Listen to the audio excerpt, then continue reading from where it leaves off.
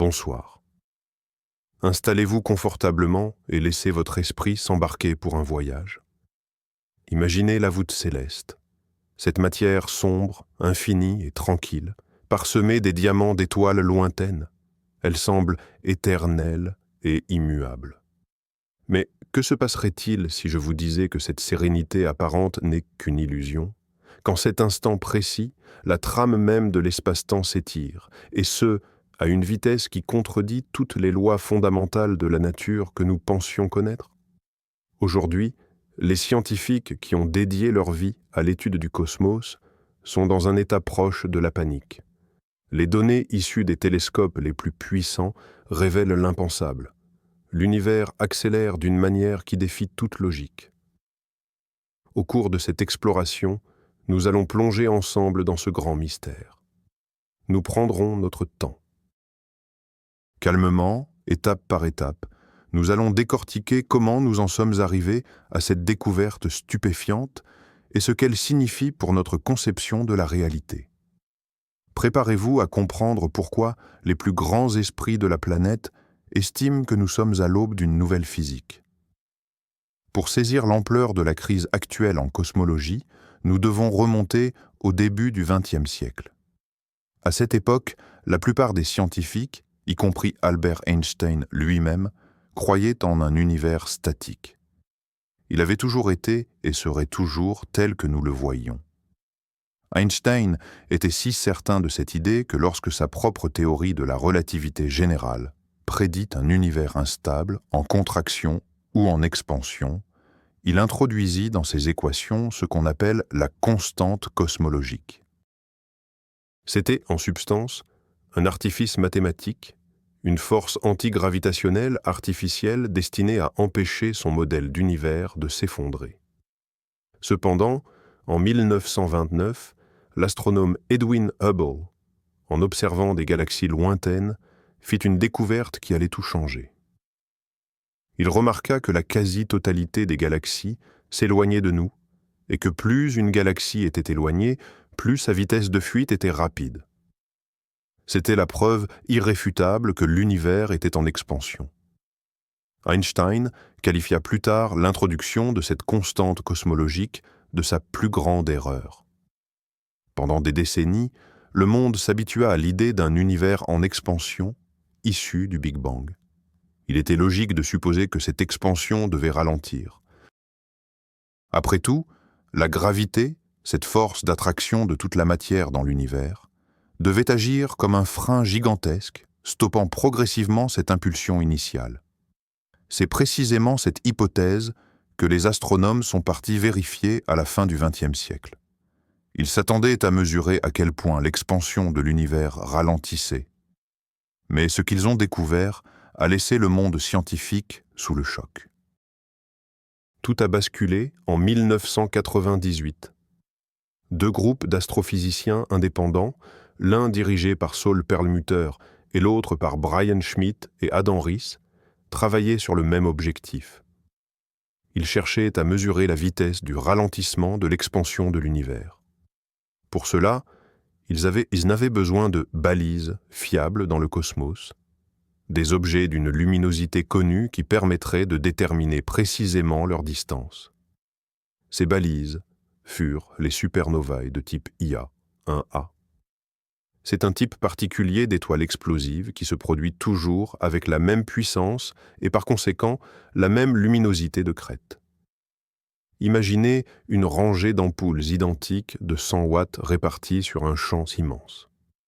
En fonction de la faible lueur que vous percevez de chaque ampoule, vous pouvez calculer précisément la distance qui vous en sépare. Les supernovas de type Ia sont ces ampoules cosmiques.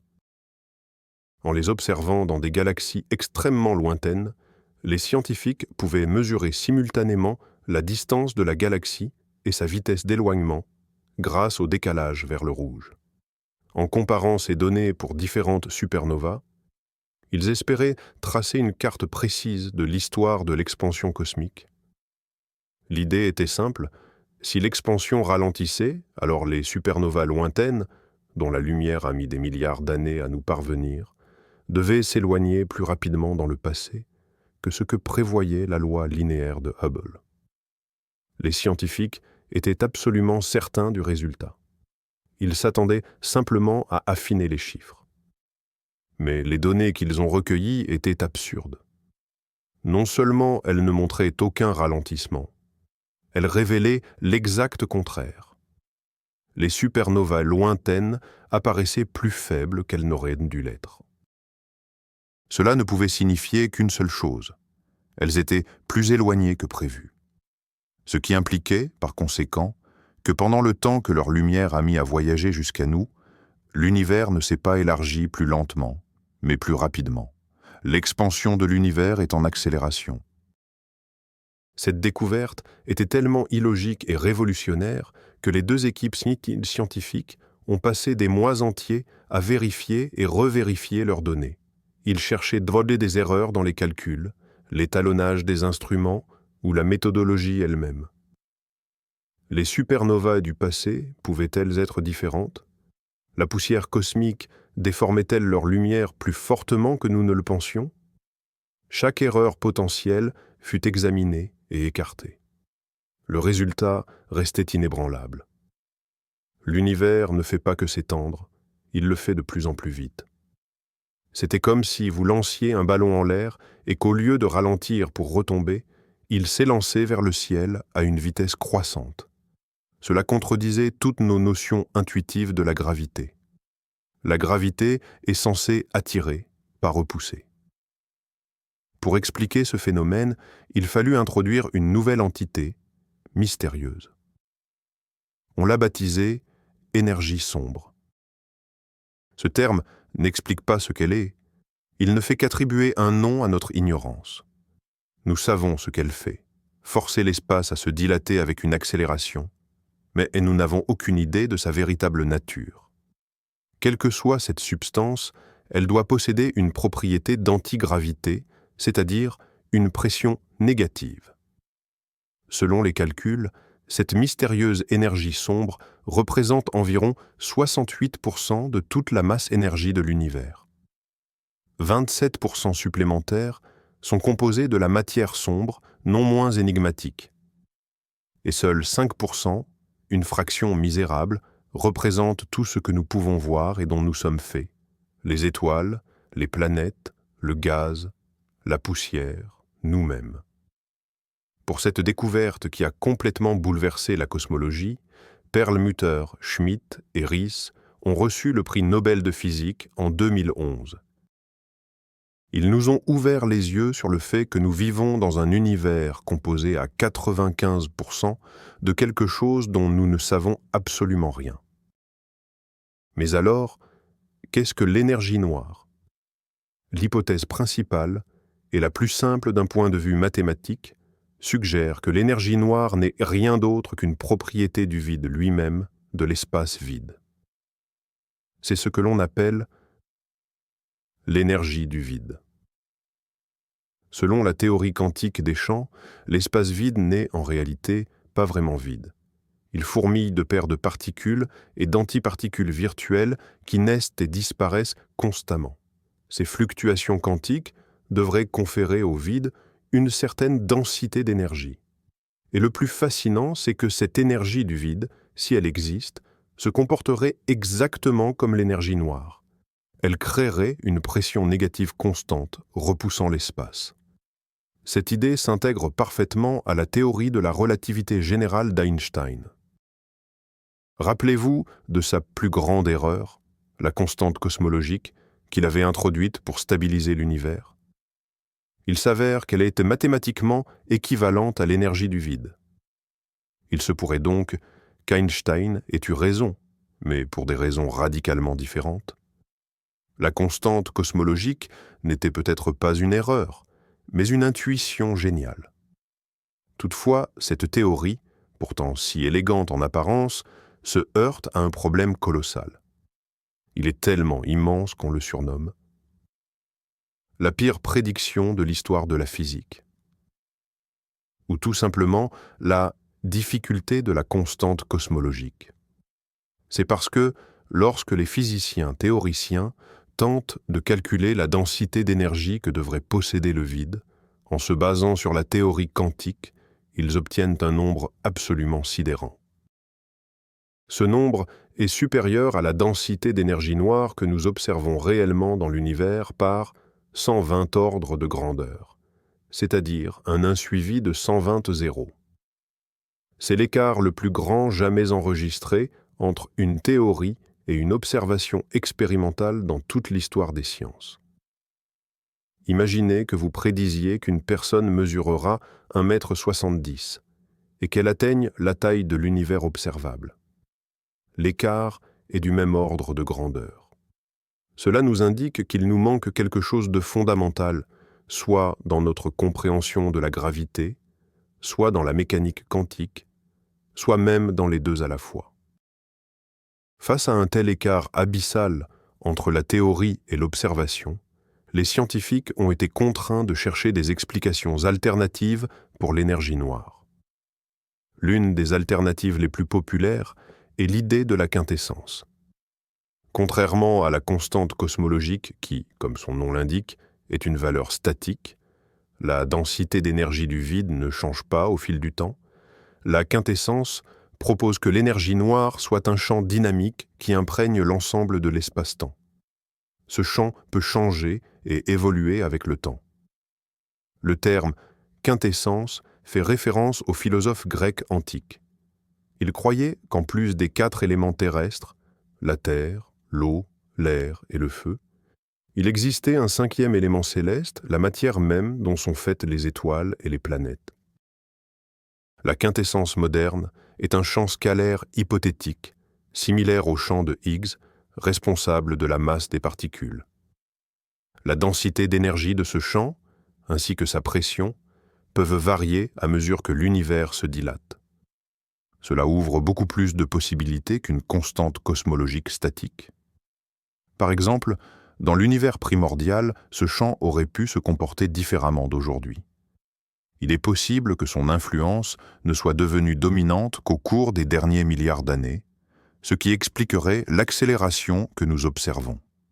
Les théories de la quintessence pourraient résoudre ce que l'on appelle le problème de la coïncidence. Expliquer pourquoi la densité de l'énergie noire a la valeur qu'elle a aujourd'hui, et pourquoi nous vivons précisément à une époque où les densités d'énergie noire et de matière, ordinaire et noire, sont du même ordre de grandeur.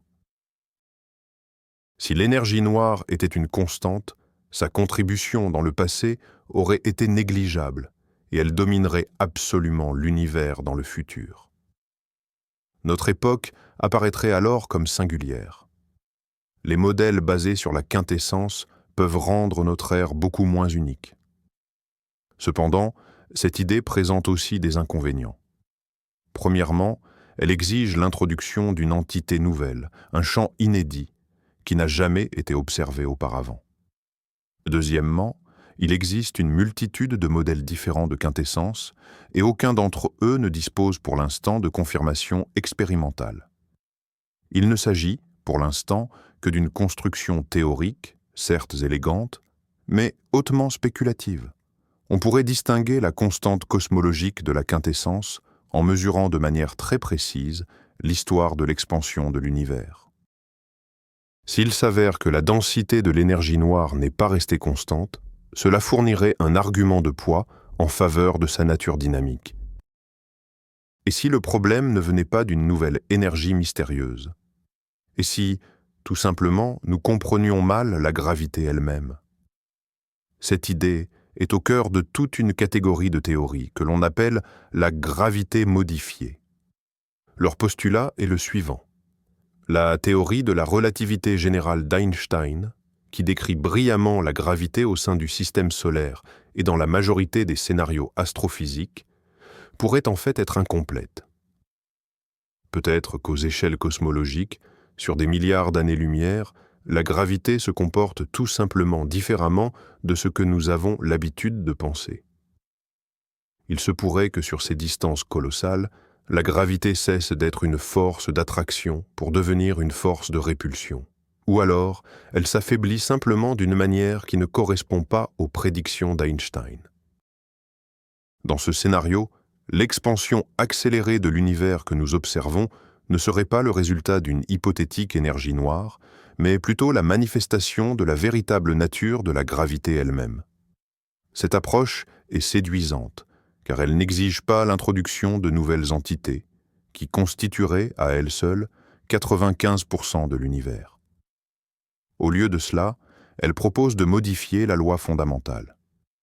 Il existe effectivement de multiples façons de modifier la théorie d'Einstein. Par exemple, les théories dites de gravité F de R Fr remplacent l'un des termes des équations d'Einstein par une fonction mathématique plus complexe. D'autres, comme les théories de Brane, suggèrent que notre univers tridimensionnel n'est qu'une membrane flottant dans un espace multidimensionnel.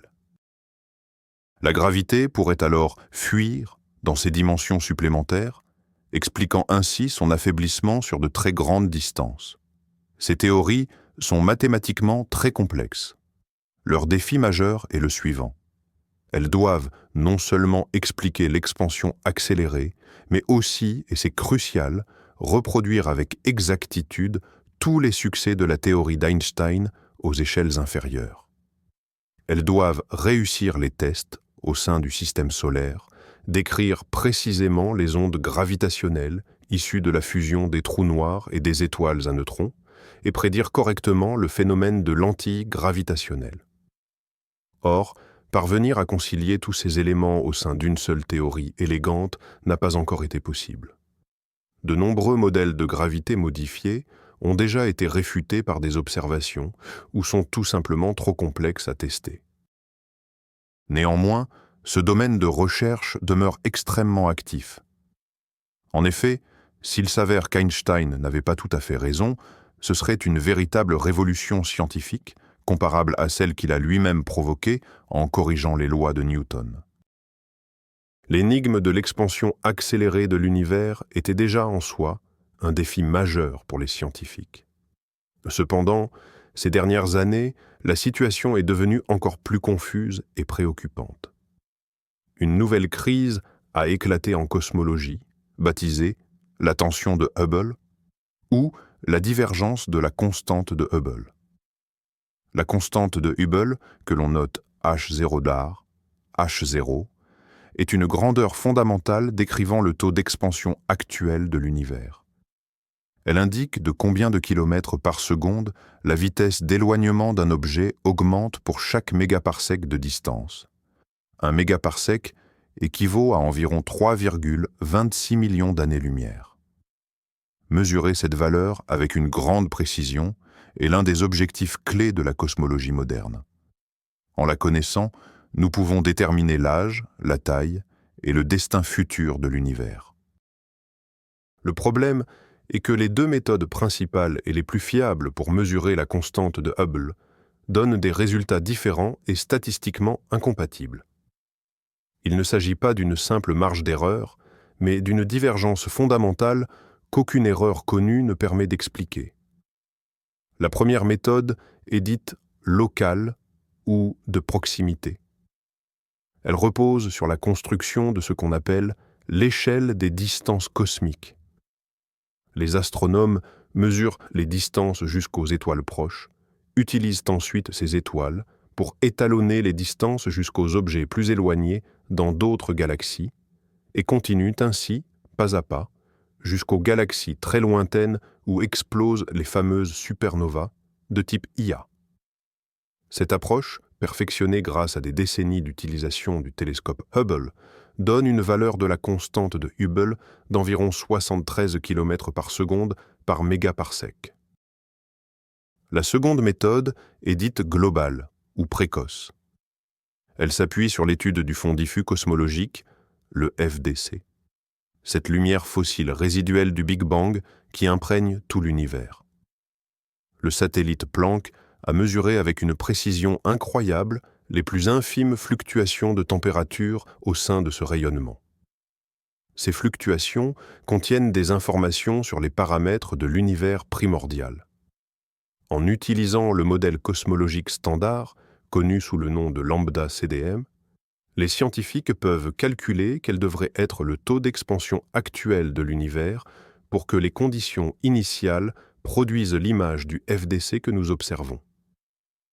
Et cette méthode donne une valeur d'environ 67 km par seconde par mégaparsec. La différence entre 73 et 67 pourrait sembler anodine. Mais étant donné la précision des mesures modernes, cet écart est colossal. La probabilité qu'il s'agisse d'une simple coïncidence ou d'un hasard est inférieure à 1 sur 1 million. Cela signifie qu'il y a soit une erreur fondamentale, encore non détectée, dans l'une de nos méthodes de mesure, soit, ce qui est beaucoup plus passionnant, que le modèle cosmologique standard, sur lequel reposent les calculs basés sur le rayonnement du fond diffus cosmologique, est incorrect. Le modèle lambda-CDM, qui intègre la matière noire froide, CDM, et la constante cosmologique, lambda, pour représenter l'énergie noire, a remarquablement réussi à décrire l'univers au cours des 20 dernières années. Cependant, la tension de Hubble représente la première faille sérieuse dans ses fondations. Analysons ce que cela implique. La méthode dite locale mesure le taux d'expansion ici et maintenant dans l'univers contemporain. La méthode précoce, basée sur le rayonnement fossile, prédit ce que devrait être ce taux aujourd'hui, en partant de l'état de l'univers tel qu'il était seulement 380 000 ans après le Big Bang. Le fait que cette prédiction ne corresponde pas à la mesure directe indique qu'il manque quelque chose à notre modèle. Il est possible que l'histoire de l'expansion de l'univers ait été plus complexe que nous ne l'avions imaginé. Peut-être qu'une physique additionnelle était à l'œuvre dans l'univers primordial, modifiant ce taux d'une manière que le modèle standard n'intègre pas. Cette divergence oblige les scientifiques à remettre en question les fondements mêmes de notre compréhension du cosmos. Ce n'est pas un simple ajustement de chiffres. C'est le prélude potentiel d'une nouvelle révolution physique. Soit nous nous trompons dans nos mesures, soit il y a un trou dans notre théorie de l'univers, un trou de la taille de l'univers lui-même. Comment résoudre cette énigmatique, cette persistante tension de Hubble? Les scientifiques explorent actuellement plusieurs pistes.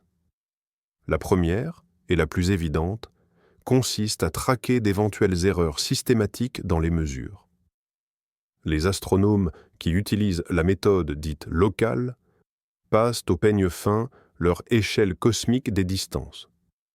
Se pourrait-il que notre compréhension des céphéides, ces étoiles pulsantes qui constituent l'un des premiers échelons de cette échelle, soit imparfaite?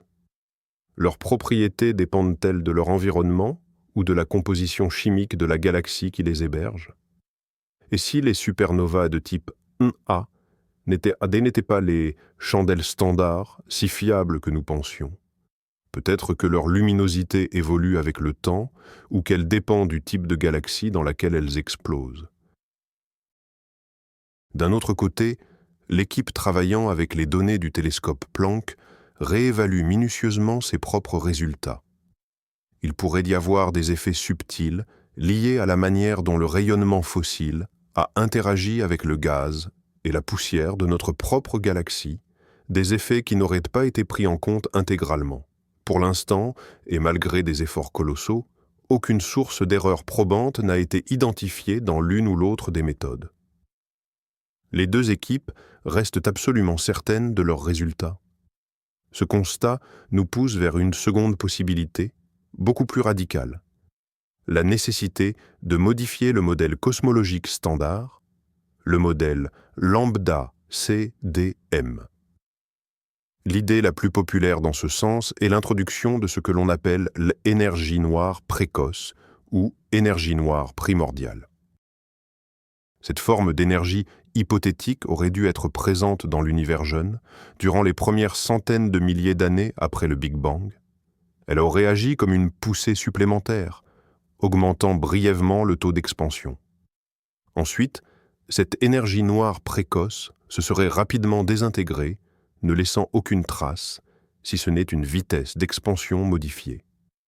Un tel changement dans l'histoire primitive du cosmos pourrait réconcilier les prédictions basées sur le rayonnement fossile avec les mesures locales. C'est une solution élégante, mais qui nécessite, encore une fois, l'introduction d'une nouvelle entité jamais observée. C'est un peu comme essayer de réparer une horloge en y ajoutant de nouveaux engrenages inconnus dans l'espoir qu'elle se remette à fonctionner correctement.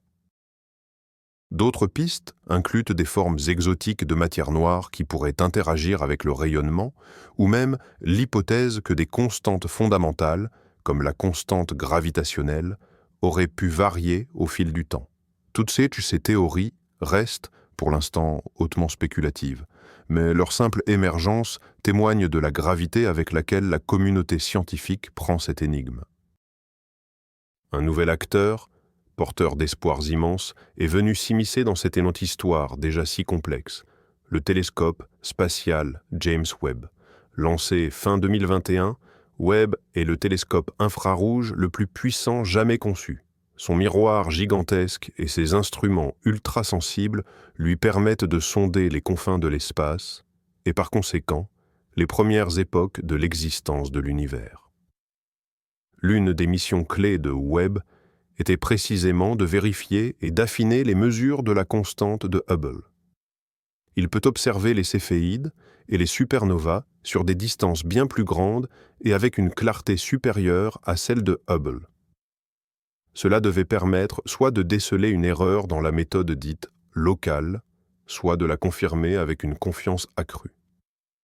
Les premiers résultats, publiés en 2023, ont fait l'effet d'une douche froide pour beaucoup. Non seulement Webb n'a trouvé aucune erreur dans les mesures de Hubble, mais il a confirmé ces données avec une précision remarquable. Cela signifie que la valeur locale de la constante de Hubble est très probablement correcte. Le désaccord avec les données du satellite, Planck, n'a pas disparu. Il est devenu encore plus flagrant et plus aigu. Mais le James Webb a apporté d'autres nouvelles encore plus surprenantes et troublantes. En observant l'ère que l'on nomme l'aube cosmique, les quelques centaines de millions d'années qui ont suivi le Big Bang, il a découvert quelque chose qui n'aurait pas dû s'y trouver. Il a vu des galaxies étonnamment grandes, brillantes et bien structurées pour leur jeune âge. Selon le modèle cosmologique standard, les galaxies devaient se former lentement et progressivement à partir de petits agrégats de gaz et de matière noire, fusionnant pour créer des structures plus vastes. Or, Webb a observé des galaxies qui semblent presque aussi matures que notre propre Voie lactée, alors que l'univers n'était âgé que de 300 à 400 millions d'années. C'est comme si l'on rencontrait un nouveau-né qui saurait déjà lire et écrire. Ces galaxies primitives impossibles remettent en question notre compréhension des processus de formation stellaire et galactique. Elles suggèrent que soit les étoiles se sont formées beaucoup plus efficacement que nous le pensions dans l'univers primordial, soit c'est toute notre théorie de la croissance hiérarchique des structures cosmiques qui est erronée. Cette découverte, même si elle n'est pas directement liée à l'énergie noire, mine encore davantage la confiance accordée au modèle cosmologique standard, le lambda CDM. Il semble bien que non seulement la fin, mais aussi le début de l'histoire de notre univers nous cache des secrets fondamentaux. Nous sommes confrontés à deux mystères colossaux. Le premier concerne la nature de l'énergie noire, cette force qui pousse l'univers à une expansion accélérée.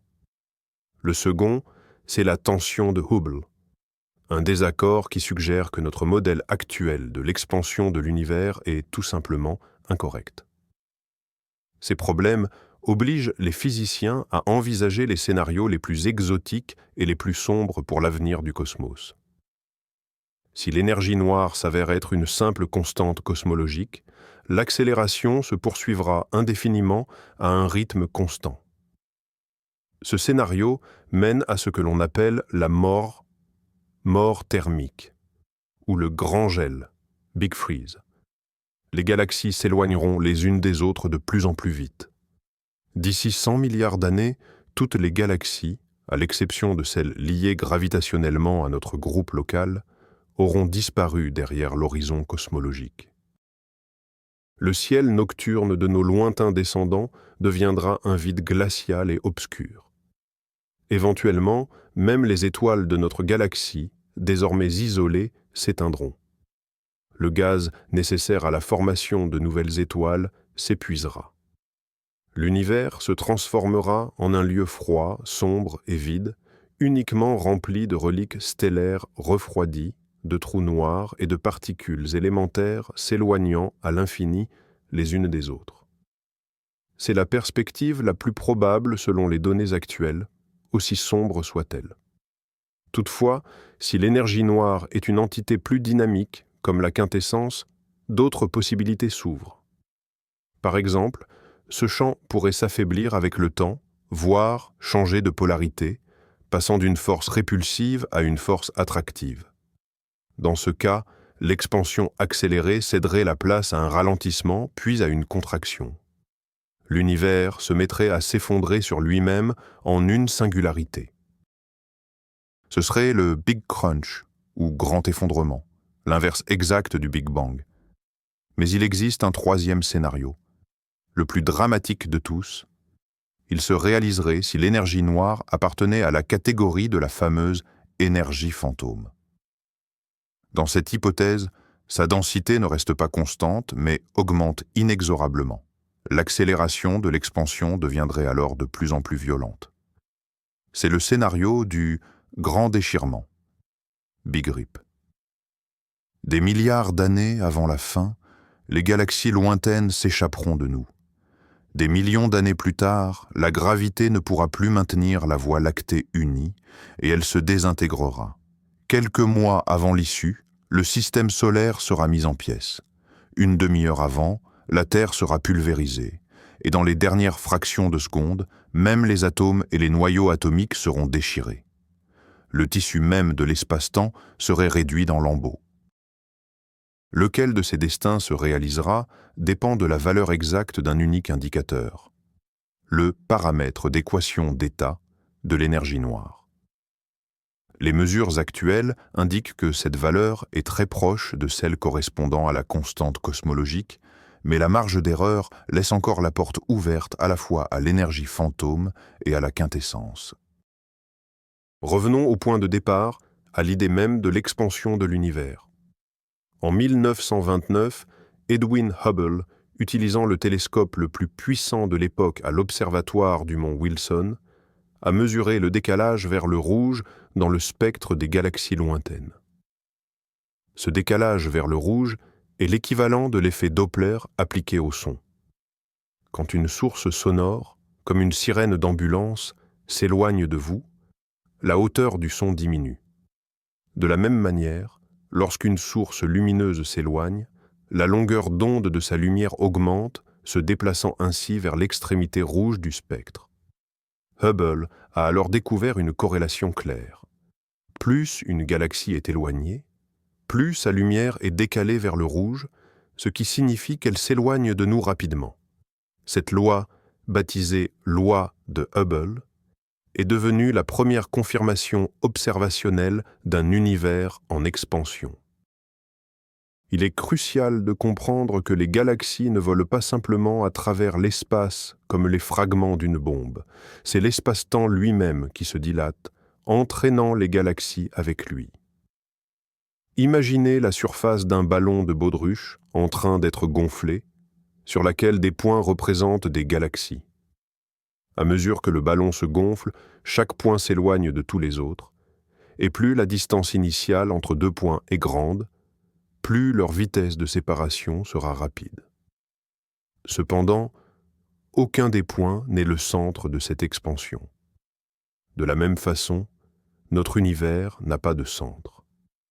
Quel que soit l'observateur, quelle que soit sa galaxie, il verra toutes les autres galaxies s'éloigner de lui.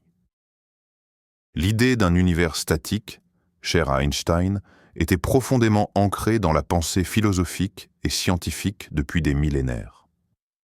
Le ciel, éternel et immuable, était alors un symbole de stabilité. La théorie de la relativité générale, publiée par Einstein en 1915, décrivait la gravitation non pas comme une force, mais comme une courbure de l'espace-temps causée par les objets massifs. Ces équations étaient incroyablement puissantes et élégantes. Mais lorsqu'il les appliqua à l'univers dans son ensemble, il se heurta à un problème. Selon sa propre théorie, un univers rempli de matière ne pouvait pas rester statique.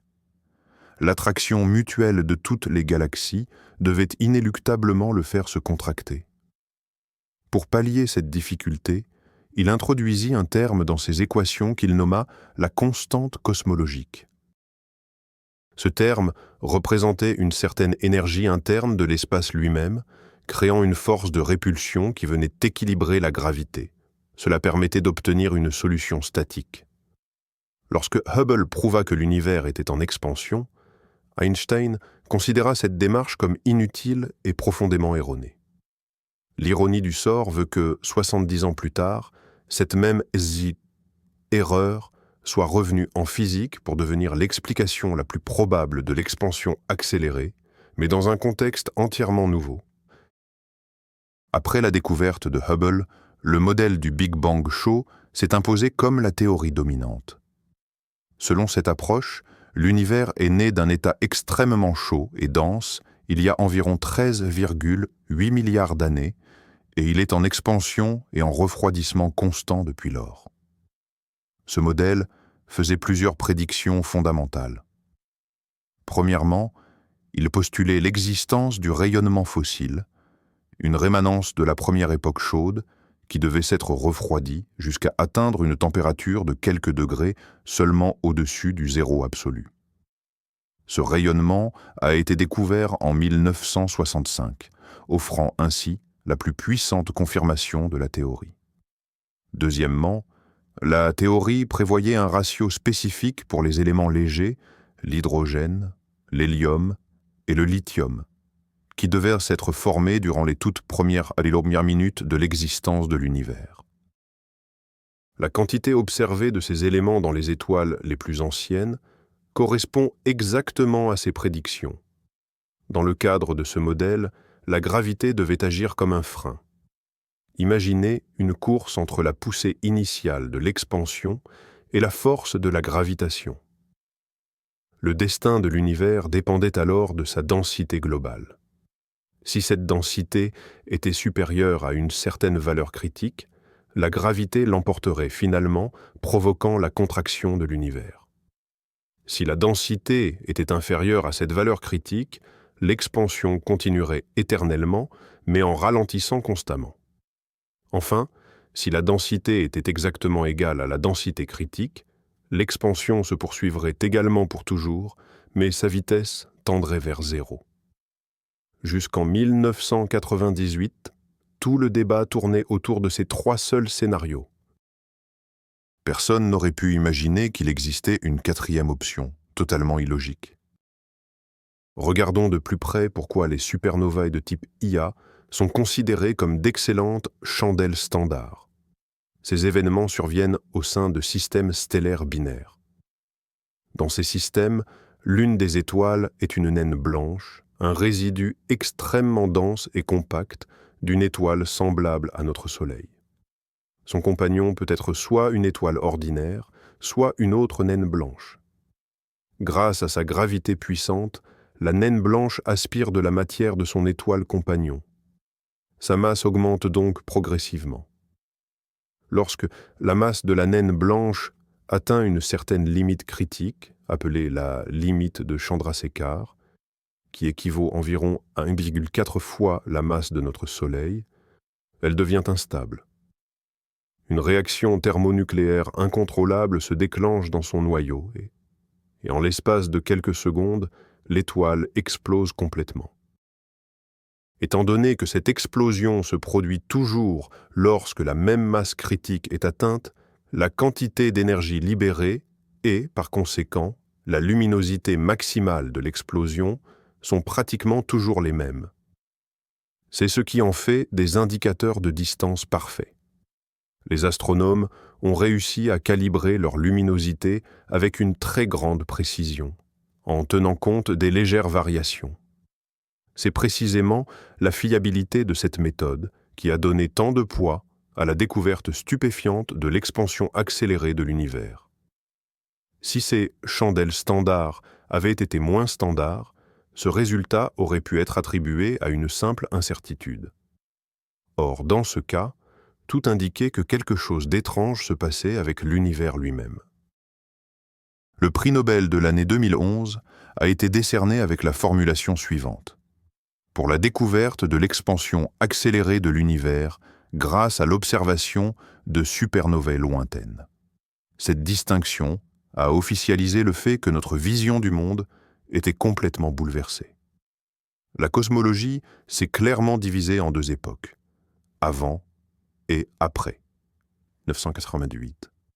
Avant cette date, nous pensions comprendre les forces fondamentales régissant l'univers, à savoir la gravité et celle décrite par le modèle standard de la physique des particules.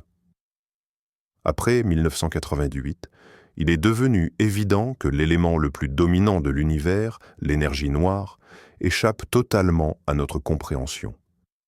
Cela a ouvert un terrain de jeu immense pour les théoriciens.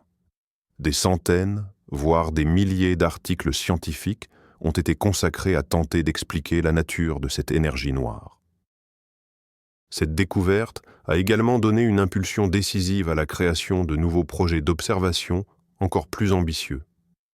Il fallait de nouveaux télescopes et satellites capables de mesurer les propriétés de l'énergie noire avec une plus grande précision afin d'essayer de distinguer la constante cosmologique de la quintessence ou d'autres modèles plus exotiques. La découverte de l'énergie noire est un exemple classique du fonctionnement de la science. Une observation qui contredit une théorie établie mène à une crise, laquelle, à son tour, génère de nouvelles idées et stimule la recherche future. C'est cette reconnaissance de notre ignorance qui est le véritable moteur du progrès scientifique. Abordons plus en détail le problème de la constante cosmologique. La théorie quantique des champs, TQC, décrit l'univers en termes de champs dont les quanta constituent les particules. Le photon, par exemple, est le quantum du champ électromagnétique. Le vide, ou l'état fondamental de ces champs, n'est cependant pas vide. Il est rempli de ce que l'on appelle les oscillations du point zéro, le niveau d'énergie minimale qu'un champ peut posséder. C'est la somme des énergies de ces oscillations du point zéro, pour tous les champs de particules élémentaires connus, qui fournit la prédiction théorique de la densité d'énergie du vide. Le problème, c'est que cette contribution est colossale. Chaque champ y contribue. Même si les contributions des différents types de champs, bosons et fermions, s'annulent partiellement, le résultat final demeure catastrophiquement grand. Un écart de 120 ordres de grandeur, ce n'est pas une simple erreur de calcul. Cela signale une faille fondamentale dans notre compréhension de l'interconnexion entre la mécanique quantique et la gravité. Il est possible qu'il existe une loi de la nature ou une symétrie encore inconnue qui obligerait la quasi-totalité de ces contributions gigantesques à l'énergie du vide à s'annuler, ne laissant qu'une valeur quasi nulle. Mais alors, pourquoi subsiste-t-il cette petite valeur, non nulle, que nous observons sous forme d'énergie noire? Cette question reste sans réponse. Elle représente l'une des énigmes les plus profondes et les plus tenaces de la physique fondamentale. Les modèles dynamiques de l'énergie noire, notamment la quintessence, reposent sur l'introduction d'un nouveau champ scalaire. En physique, un champ scalaire est un champ dont chaque point de l'espace est caractérisé par une seule valeur numérique, un scalaire. Prenons l'exemple du champ de température dans une pièce. Le champ de Higgs, découvert au grand collisionneur de Hadron, LHC, est également de nature scalaire. Les modèles de quintessence postulent que ce nouveau champ est extrêmement léger et qu'il roule très lentement vers son minimum d'énergie.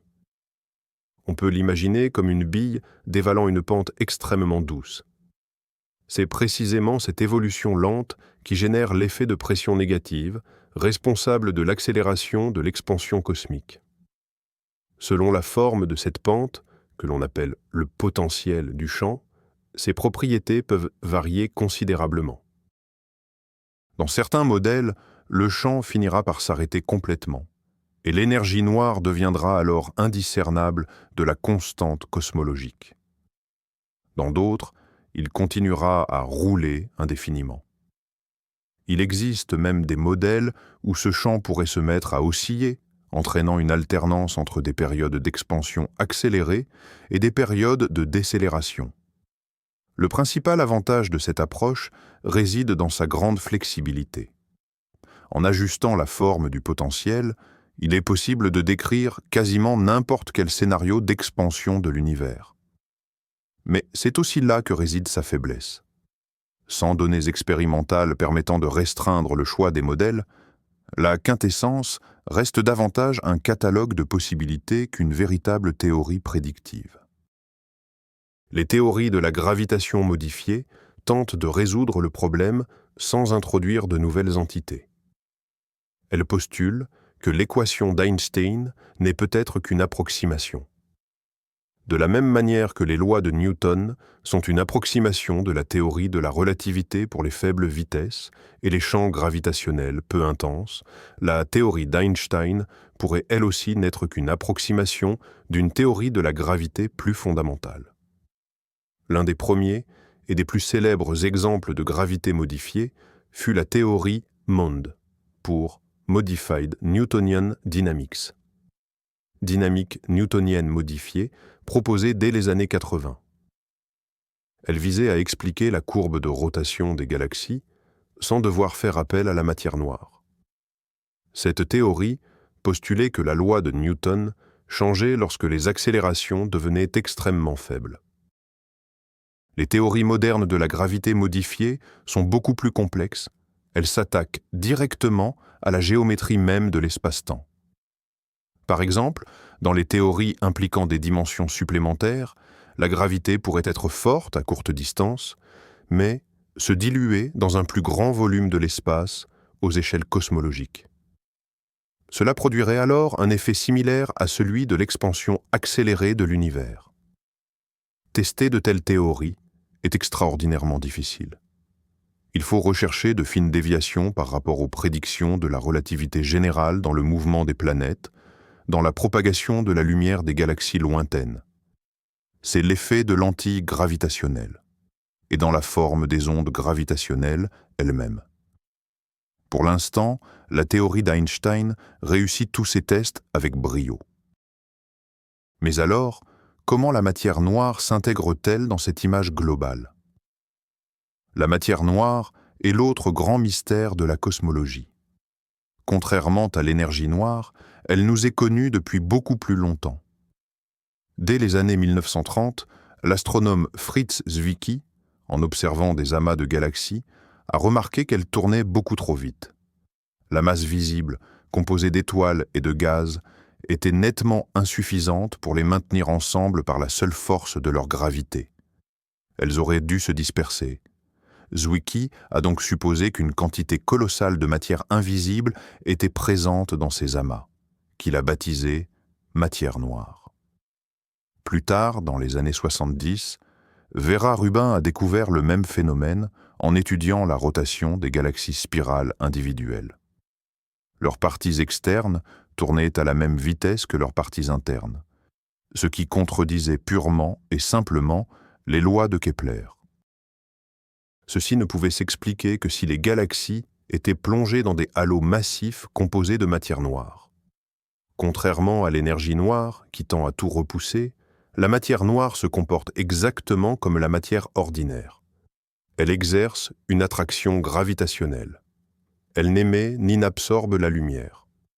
C'est pourquoi nous ne pouvons pas la voir directement, mais nous observons clairement son influence gravitationnelle.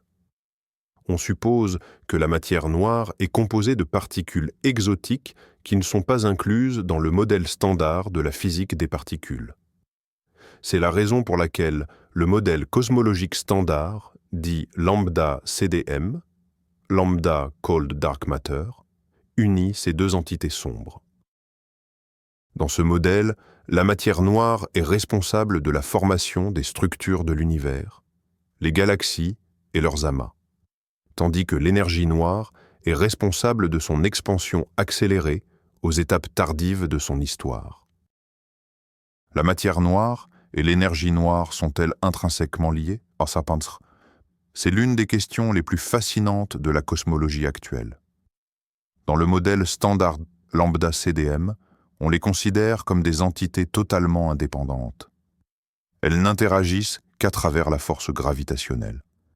Mais pour beaucoup de physiciens, ce tableau manque d'élégance.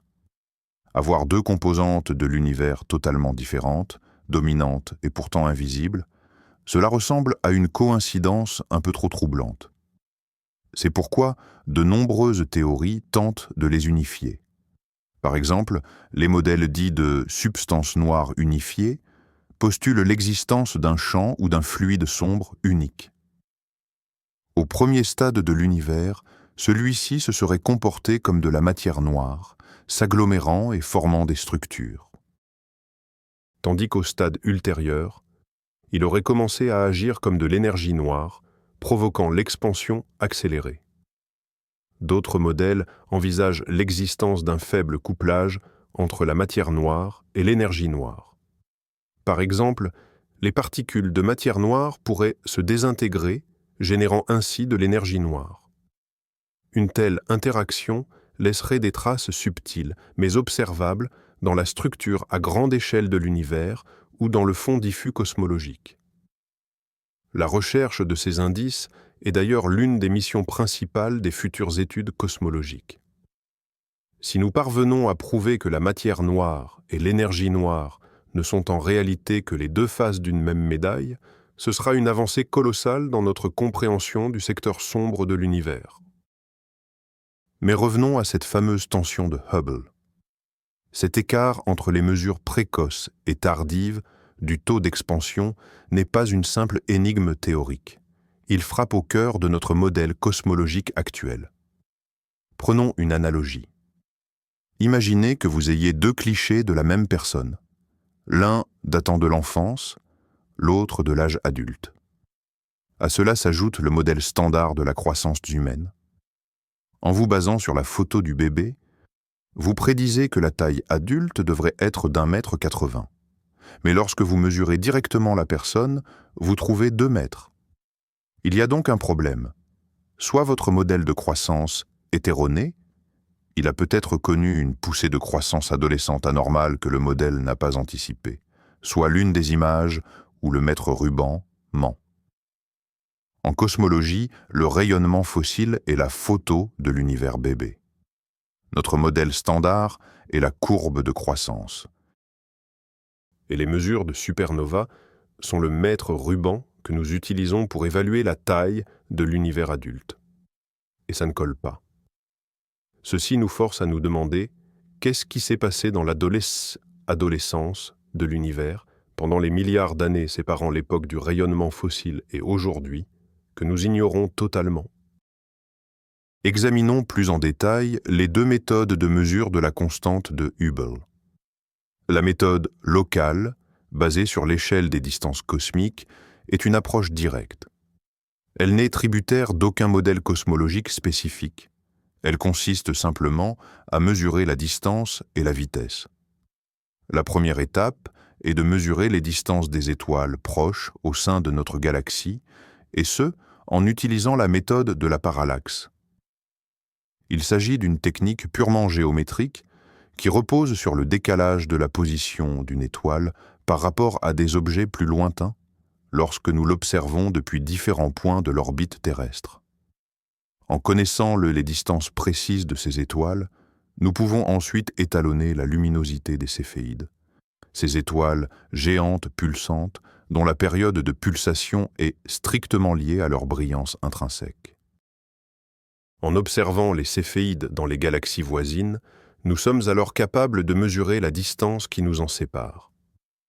Dans certaines de ces mêmes galaxies, nous observons des explosions de supernovas de type 1A. Cela nous permet d'étalonner la luminosité maximale de ces dernières. Et comme les supernovae sont beaucoup plus brillantes que les céphéides, nous pouvons les voir à des distances cosmologiques, soit à des milliards d'années-lumière de nous. Ainsi, Étape par étape, nous construisons une échelle de distance qui nous permet de mesurer la constante de Hubble dans l'univers contemporain. La fiabilité de cette approche dépend intrinsèquement de la solidité de chacune de ces marches successives. La deuxième méthode, basée sur le rayonnement fossile, ou fond diffus cosmologique, est indirecte et par conséquent dépendante d'un modèle. Le fond diffus cosmologique est en réalité une image de l'univers lorsqu'il n'avait que 382 000 ans. À cette époque, il était rempli d'un plasma chaud et dense. Lorsque l'univers s'est suffisamment étendu et refroidi, les protons et les électrons ont pu s'assembler pour former des atomes d'hydrogène. L'univers est alors devenu transparent à la lumière, et les photons, qui étaient jusque-là piégés dans le plasma, se sont mis à voyager librement. C'est précisément cette lumière que nous observons aujourd'hui sous la forme du rayonnement fossile. Sur la carte de ce rayonnement, nous distinguons de minuscules fluctuations, des zones légèrement plus chaudes et légèrement plus froides que la moyenne. La taille de ces fluctuations, notamment les plus grandes, sert en quelque sorte d'étalon cosmique. Nous connaissons la taille physique qu'avaient toutes ces régions dans l'univers primordial. En mesurant leur taille angulaire apparente dans le ciel aujourd'hui, nous pouvons déterminer la géométrie de l'univers et l'histoire de son expansion. Mais pour y parvenir, nous avons besoin d'un modèle qui fasse le lien entre les paramètres de l'univers primordial, tels que la densité de matière noire et de baryons, et la manière dont il a évolué jusqu'à nos jours. C'est précisément là qu'intervient le modèle standard lambda CDM.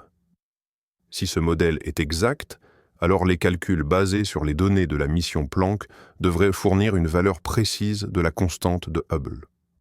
Or, le fait qu'elle ne la fournisse pas constitue un argument sérieux contre la validité de ce modèle. L'importance de la tension de Hubble est difficilement surestimable. Si elle est réelle, cela signifie que le modèle cosmologique standard, qui a été un véritable triomphe scientifique pendant 2 décennies, est au minimum incomplet. Il décrit brillamment l'univers après la recombinaison et la formation de la structure à grande échelle, mais il lui manque sans doute un ingrédient essentiel, actif aux tout premiers instants. Cela pourrait être une nouvelle particule, un nouveau champ ou une nouvelle interaction. Cette situation ouvre la porte à une nouvelle physique, au-delà du modèle standard des particules élémentaires et de la relativité générale. Pour les physiciens, ce n'est pas tant un problème qu'une opportunité fascinante. Les crises en science sont des points de croissance. Ce sont les désaccords dans les mesures qui mènent aux nouvelles découvertes. Cela fut le cas pour la précession de l'orbite de Mercure, inexplicable par la théorie de Newton, et qui a conduit à la création de la relativité générale. Cela fut aussi le cas pour le rayonnement ultraviolet du corps noir, qui a marqué la naissance de la mécanique quantique. La tension de Hubble est peut-être le signe avant-coureur de la prochaine grande révolution physique. L'idée de énergie noire précoce, EDE, est l'une des modifications du modèle cosmologique standard les plus débattues actuellement pour tenter de résoudre la fameuse tension de Hubble. Le principe est simple. Juste avant l'époque de la recombinaison, au moment où l'univers est devenu transparent, une nouvelle forme d'énergie dotée d'une pression négative aurait brièvement dominé l'univers. Ceci aurait provoqué une phase d'expansion plus rapide durant cette période. Par conséquent, les ondes acoustiques présentes dans le plasma primordial, celles qui ont laissé les empreintes que nous voyons dans le fond diffus cosmologique, FDC, n'auraient eu le temps de parcourir qu'une distance plus courte. Autrement dit, la règle standard, que nous utilisons comme étalon de mesure, était en réalité plus courte que nous ne l'avions estimé. Si l'on intègre cette correction dans les calculs, pour obtenir la taille angulaire des taches que l'on observe aujourd'hui, il faudrait postuler que l'univers a continué de s'étendre plus rapidement par la suite. Ceci augmente alors la valeur prédite de la constante de Hubble, la rapprochant de celle mesurée localement. Ainsi, Ce bref sursaut d'énergie noire précoce pourrait potentiellement réparer notre modèle cosmologique. Mais bien sûr, la question fondamentale demeure: quelle est la nature de cette énergie et pourquoi n'a-t-elle agi que durant cette brève fenêtre temporelle avant de s'évanouir? Bien que séduisant, le modèle d'énergie noire précoce, EDE, n'est pas sans soulever des difficultés. Premièrement, il semble quelque peu artificiel, conçu spécifiquement pour résoudre un problème isolé. C'est ce qu'on appelle une hypothèse ad hoc. L'introduction d'une nouvelle entité qui n'apparaît que durant un laps de temps extrêmement bref et jamais ailleurs manque d'élégance du point de vue de la physique théorique. Deuxièmement, si ce modèle peut potentiellement résoudre la tension de Hubble, il risque en contrepartie de compromettre l'accord de notre modèle standard avec d'autres données cosmologiques cruciales. On pense notamment aux données sur la répartition des galaxies, les fameuses oscillations acoustiques baryoniques, ou BAO, ou aux observations de lentilles gravitationnelles.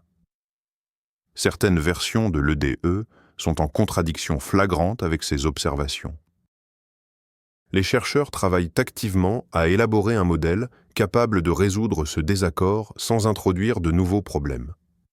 Il s'agit d'un ajustement extrêmement fin, et pour l'heure, le candidat idéal n'a pas été trouvé. La situation rappelle l'effort pour couvrir une table avec une seule couverture. Si vous tirez pour couvrir les pieds, vous découvrez les épaules, et vice-versa. Et si, après tout, le problème venait des erreurs de mesure? Examinons de plus près les points faibles potentiels. Dans la méthode dite locale, le maillon le plus faible est l'étalonnage des premières marches de l'échelle des distances. Prenons l'exemple des céphéides. Nous supposons que leur relation période-luminosité est universelle. Mais que se passe-t-il si elle varie légèrement en fonction de la composition chimique de l'étoile, c'est-à-dire de sa métallicité? Les galaxies dans lesquelles nous étalonnons les supernovas pourraient avoir une composition chimique différente de celle de notre Voie lactée. Les astronomes travaillent assidûment pour tenir compte de ces effets, mais un biais systématique non encore identifié pourrait encore se cacher dans les données. Quant aux supernovas de type Ia, nous découvrons également qu'elles ne sont pas absolument identiques. Il existe différentes sous-classes, et leur luminosité pourrait dépendre de l'âge de la population stellaire dans leur galaxie haute. Encore une fois, on essaie de modéliser ces effets, mais cela ajoute une incertitude supplémentaire. Le télescope spatial James Webb, grâce à sa capacité à observer dans l'infrarouge, là où la lumière était moins absorbée par la poussière, permet de réduire considérablement l'une des principales erreurs systématiques. Mais il n'est pas tout-puissant. La quête de précision, elle, continue. Inversement, les données recueillies par le satellite Planck sont loin d'être parfaites elles non plus. Pour pouvoir tirer des informations cosmologiques de la carte du fond diffus cosmologique, il est indispensable de la purger très précisément du bruit de premier plan, notamment de l'émission de notre propre galaxie, la Voie lactée. La poussière et le gaz galactique émettent également dans le domaine des micro-ondes, et cette contribution doit être soustraite avec la plus grande prudence. Si l'équipe Planck a accompli un travail colossal, certains critiques avancent que des erreurs systématiques non identifiées pourraient avoir subsisté durant cette procédure de nettoyage. De surcroît, l'analyse même des données Planck est un processus statistique extrêmement complexe. Il est possible qu'elle recèle des subtilités que nous ne maîtrisons pas encore totalement. Cela étant, des expériences indépendantes menées au sol pour observer le fond diffus, notamment l'Atacama Cosmological Telescope, ou ACT, et le South Pole Telescope, ou SPT, tendent globalement à confirmer les résultats de Planck. Il est donc peu probable que l'intégralité du problème provienne d'une simple erreur inhérente à cette seule mission. Si jamais il y a une erreur, il est plus probable qu'elle réside dans quelque chose de plus fondamental, soit dans l'astrophysique de nos bougies standards, soit dans le modèle cosmologique lui-même. Le concept de l'eau échelle des distances cosmiques est l'une des idées données les plus élégantes et fondamentales de l'astronomie. Il nous est impossible de mesurer directement la distance qui nous sépare d'une galaxie lointaine. Nous procédons donc par étapes successives. Nous mesurons la distance Terre-Lune grâce à la télémétrie laser. Une fois cette distance établie, nous pouvons calculer celle du Soleil et des autres planètes. En utilisant la parallaxe, ce léger décalage des étoiles dans le ciel provoqué par le mouvement orbital de la Terre, nous mesurons les distances de milliers d'étoiles les plus proches. C'est le premier barreau, la base même, de notre échelle. Ensuite, au sein de ces amas stellaires, nous identifions des étoiles variables comme les céphéides. En les étudiant, nous pouvons calibrer leur luminosité intrinsèque. Nous cherchons alors des céphéides dans des galaxies plus éloignées, comme la nébuleuse d'Andromède, pour en déduire leur distance. Dans ces mêmes galaxies, nous trouvons des chandelles standards, encore plus brillantes, notamment les supernovae. Une fois calibrées, ces dernières nous servent à mesurer les distances jusqu'aux galaxies situées aux confins de l'univers observable. Chaque étape de cette échelle introduit sa propre marge d'erreur. Pendant des décennies, les astronomes se sont efforcés de rendre chacun de ces barreaux aussi fiable que possible. Néanmoins, la possibilité qu'un de ces barreaux soit légèrement pourri reste une source d'inquiétude majeure et la principale cible des critiques concernant la mesure locale de la constante de Hubble. Le télescope James Webb était censé trancher le débat autour de la constante de Hubble. Ses résultats concernant les céphéides et les supernovas, comme nous l'avons déjà mentionné, n'ont fait qu'aggraver la divergence.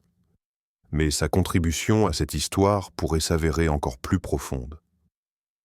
En observant les galaxies les plus anciennes, Webb remet en question nos modèles de formation des structures. Si les galaxies se sont formées plus tôt et plus rapidement que nous le pensions, cela pourrait signifier que toute l'histoire de l'expansion cosmique, à ses débuts, était également différente. Peut-être que la densité de la matière dans l'univers primordial n'était pas aussi uniforme que nous l'avions imaginé. Peut-être que le rôle de la matière noire dans le déclenchement du processus de formation des galaxies était différent. Toutes ces questions sont indirectement liées à l'histoire de l'expansion. Par exemple, une formation plus rapide des galaxies aurait pu exiger des modifications dans les propriétés de la matière noire ou dans les conditions initiales établies par l'inflation. L'inflation est cette période hypothétique d'expansion ultra rapide qui a eu lieu durant les premières fractions de seconde après le Big Bang. Pour l'instant, aucun lien direct n'a été établi entre les galaxies impossibles, observées par Webb, et la tension de Hubble. Mais ces deux découvertes pointent dans la même direction. Notre modèle standard de l'univers, aussi simple et élégant soit-il, est apparemment trop simple pour être vrai. Revenons un instant sur le scénario du grand déchirement. Big Rip.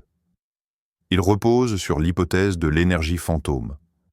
Contrairement à la matière ordinaire ou à l'énergie sombre, modélisée par la constante cosmologique, dont la densité énergétique diminue ou reste constante à mesure que l'univers s'étend, la densité de l'énergie fantôme, elle, augmente.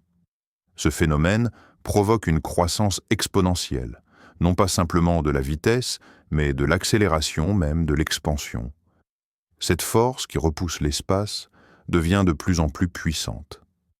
À un certain moment, elle dépassera l'attraction gravitationnelle qui maintient les amas de galaxies unies, et ceux-ci commenceront à se désintégrer.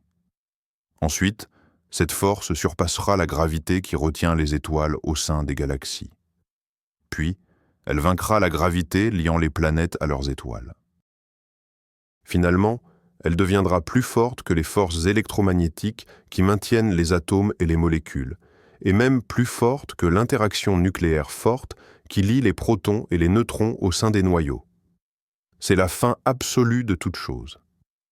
Bien que les données actuelles ne privilégient pas ce scénario apocalyptique, il demeure une possibilité crédible dans la marge d'erreur de nos mesures. C'est un rappel éloquent de notre ignorance concernant le destin ultime de notre monde. Le scénario opposé, celui du Big Crunch ou grande implosion, était le principal concurrent de l'expansion éternelle avant la découverte de l'énergie sombre. Ce modèle avait un grand attrait esthétique pour beaucoup, dépeignant un univers cyclique qui naît du Big Bang, s'étend puis se contracte à nouveau en singularité pour éventuellement renaître lors du cycle suivant. Pour que ce scénario se réalise, la densité moyenne de matière et d'énergie dans l'univers devrait être supérieure à la densité critique. La gravité devrait finalement l'emporter sur l'expansion. Cependant, avec la découverte de l'énergie sombre, ce scénario est devenu extrêmement improbable.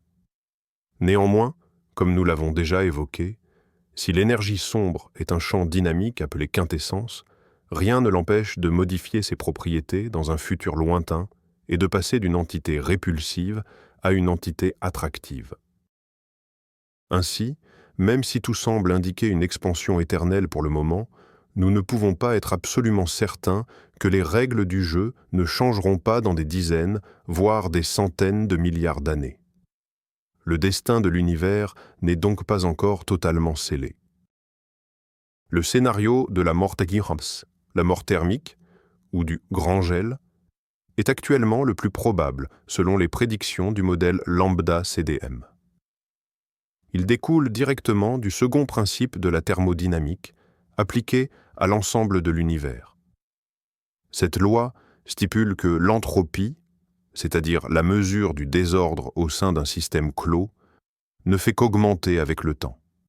Dans ce scénario, l'univers entier tend vers un état d'entropie maximale, autrement dit, vers un équilibre thermodynamique total. Tous les processus générant de l'énergie, comme la combustion stellaire, s'arrêteront. Toute l'énergie utilisable sera épuisée. La température de l'univers tout entier se rapprochera du zéro absolu. Ce sera un cosmos froid, sombre et mort. Même les trous noirs, qui nous paraissent éternels, finiront par s'évaporer lentement, selon la théorie de Stephen Hawking, sur des durées inimaginablement longues. Au bout du compte, après des trillions de trillions d'années, il ne restera plus rien qu'un gaz extrêmement dilué, composé uniquement de photons, de neutrinos et d'autres particules élémentaires. Ce n'est certes pas la fin la plus inspirante, mais c'est la conséquence logique des lois de la physique telles que nous les concevons aujourd'hui. Les implications philosophiques de la découverte de l'expansion accélérée de l'univers sont monumentales. Pendant des siècles, l'humanité a contemplé les étoiles, se sentant partie intégrante de quelque chose de vaste et d'éternel. L'idée d'une expansion éternelle et surtout accélérée dresse le tableau d'une solitude croissante. Nous vivons un moment privilégié où il nous est encore possible d'apercevoir la lumière d'autres galaxies.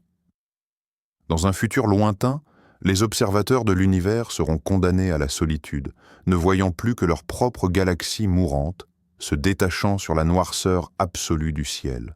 Ils ne pourront jamais connaître le Big Bang, ni même soupçonner l'existence d'autres galaxies. Le cosmos, qui est pour nous une source de savoir et d'émerveillement infini, deviendra pour eux une prison. Cela nous force à réfléchir à la valeur de notre époque dans l'histoire cosmique, et à notre devoir de préserver et d'enrichir la connaissance tant que nous en avons la capacité. Cela remet également en question l'idée que la vie, si elle existe ailleurs, pourrait un jour établir un contact au niveau intergalactique. Les distances deviennent insurmontables, non seulement en raison de leur immensité, mais parce que l'espace lui-même, celui qui nous sépare des autres galaxies, s'étend plus vite que la vitesse de la lumière. Qu'est-ce que tout cela signifie pour l'avenir de l'humanité dans l'espace? À court et moyen terme, la réponse est simple, pratiquement rien. Les effets de cette expansion accélérée ne se manifestent qu'à des échelles immenses, c'est-à-dire intergalactiques. Au sein de notre propre galaxie, la gravité est beaucoup plus puissante et elle maintiendra notre structure liée. Mais si l'on se projette dans un futur extrêmement lointain, à l'époque où l'humanité pourrait potentiellement voyager entre les étoiles, cette expansion accélérée pose une limite infranchissable à nos ambitions. Nous ne pourrons jamais atteindre les galaxies qui s'éloignent déjà de nous au-delà de l'horizon cosmologique. Notre univers accessible à l'exploration se limite au groupe local de galaxies qui est gravitationnellement lié et qui finira par fusionner en une seule galaxie elliptique gigantesque. C'est notre village cosmique, et il nous sera impossible d'en sortir. C'est une perspective qui nous ramène sur Terre. D'un autre côté, cela rend l'exploration de notre propre foyer galactique d'autant plus essentielle et significative. Tout ce que nous pourrons jamais apprendre et étudier se trouve ici, à l'intérieur de notre bulle gravitationnelle. La communauté scientifique ne reste pas inactive. Pour percer ces mystères, de nouveaux instruments, toujours plus puissants, sont actuellement en construction ou en phase de conception avancée. Le télescope spatial Euclide, lancé par l'Agence spatiale européenne, a pour mission de réaliser la carte 3D de l'univers la plus vaste et la plus précise jamais conçue. Il observera des milliards de galaxies, retraçant ainsi 10 milliards d'années d'histoire cosmique. Son objectif principal est d'étudier l'histoire de l'expansion cosmique et la formation des structures à grande échelle avec une précision inégalée. Cela permettra de mesurer avec une grande finesse les propriétés de l'énergie noire et de vérifier si celles-ci ont évolué au cours du temps. Un autre projet majeur en préparation est le télescope spatial Nancy Grace Roman de la NASA. Il possédera un champ de vision 100 fois plus large que celui de Hubble, ce qui lui permettra de réaliser des cartographies encore plus vastes de supernovas et d'effectuer des mesures de lentilles gravitationnelles. Sur Terre, des installations gigantesques sont également en construction, à l'image de l'observatoire Vera Rubin au Chili, qui photographiera la totalité du ciel visible toutes les quelques nuits. Tous ces projets visent à recueillir un afflux massif de données qui permettront soit de confirmer le modèle standard lambda CDM, soit, ce qui est l'hypothèse la plus excitante, de détecter des anomalies qui ouvriront la voie à une nouvelle physique. Alors, résumons la situation. Nous vivons une époque véritablement extraordinaire. Nous avons appris que notre univers non seulement s'étend, mais qu'il le fait en accélérant. Pour cela, nous avons postulé une explication, l'énergie noire. Celle-ci représente la majeure partie de tout ce qui existe, mais nous n'en savons absolument rien. Or, aujourd'hui, nous constatons que nos meilleures méthodes pour mesurer cette accélération sont en désaccord les unes avec les autres. C'est un état de crise. Mais en science, une crise n'est jamais la fin. C'est un nouveau départ. C'est le signe que nous sommes au seuil de quelque chose de nouveau et de fondamental. Peut-être sommes-nous sur le point de découvrir une nouvelle particule ou un nouveau champ. Peut-être devrons-nous réécrire les lois de la gravitation d'Einstein. Peut-être que notre compréhension de l'univers primordial est tout simplement erronée. Une chose est sûre, les prochaines décennies en cosmologie seront incroyablement passionnantes. Le mystère de l'énergie noire et la tension de Hubble ne sont pas de simples problèmes pour des scientifiques en blouse blanche. Ce sont des questions fondamentales sur la nature de la réalité, sur notre passé et sur notre avenir. Et chercher les réponses est l'une des plus grandes aventures de l'esprit humain. Imaginez un instant un cartographe du Moyen Âge. Il répertoriait toutes les terres connues, mais sur les marges de sa carte, il notait « Ici, il y a des dragons ». Les cosmologues d'aujourd'hui se trouvent dans une situation étrangement similaire. Nous avons méticuleusement cartographié l'univers visible, que nous avons décrit grâce à des lois physiques d'une précision stupéfiante. Pourtant, 95% de notre carte reste une zone blanche portant l'inscription « matière noire » et « énergie noire ». Ce sont eux, nos dragons. Le fait même que nos mesures ne concordent pas aux frontières de notre monde connu suggère que ces dragons sont peut-être bien plus réels et complexes que nous ne l'avions imaginé. Ceci n'est pas un motif de panique, c'est au contraire une source d'exaltation. Cela signifie que de très grandes découvertes nous attendent. Nous nous tenons sur le rivage de l'océan de l'inconnu, et ces mystères nous appellent. Chaque nouvelle observation, chaque anomalie dans nos calculs est une vague qui vient déposer sur le rivage des coquillages inédits, jamais vus. Et nous, tels des enfants curieux, nous nous empressons de les ramasser et de les étudier. Le rôle de l'énergie noire dans le destin de l'univers est déterminant. Si elle est une propriété du vide, sa densité reste constante. Cela signifie qu'à mesure que l'espace se dilate, le volume de l'univers augmente et par conséquent, la quantité totale d'énergie noire augmente elle aussi. Simultanément, la densité de la matière ordinaire et de la matière noire diminue, car cette même quantité de matière se répartit dans un volume toujours plus grand.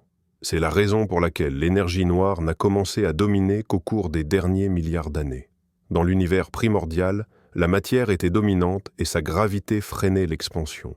Mais il y a eu un moment où la densité de la matière a tellement chuté que la répulsion constante de l'énergie noire a pris le dessus.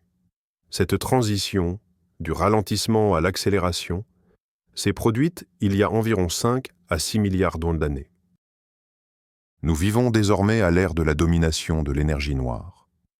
Et plus le temps passe, plus cette domination sera absolue, à moins bien sûr que la nature de l'énergie noire ne change.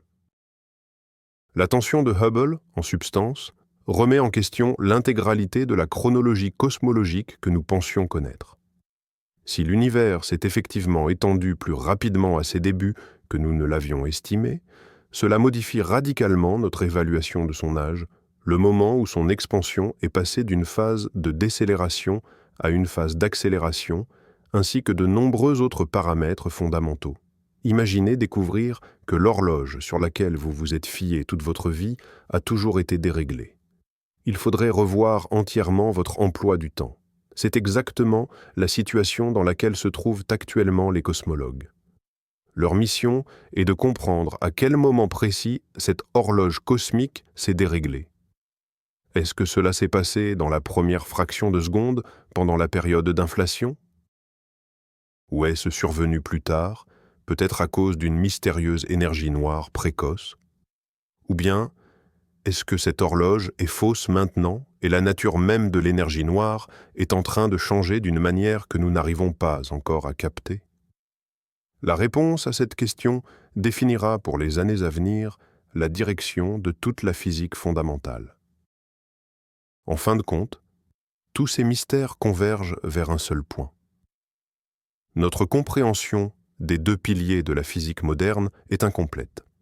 D'une part, la relativité générale, qui décrit la gravité et le monde macroscopique, et d'autre part, la mécanique quantique, qui régit l'infiniment petit. Nous savons que ces deux théories sont mutuellement incompatibles dans des conditions extrêmes, comme au centre d'un trou noir ou au moment du Big Bang. Il nous faut une théorie de la gravité quantique capable de les unifier. Beaucoup de physiciens estiment que les mystères de l'énergie noire et de la matière noire sont des manifestations de cette théorie plus profonde qui nous échappe encore. Peut-être l'énergie du vide, que nous sommes incapables de calculer correctement, est-elle la clé de voûte de cette gravité quantique?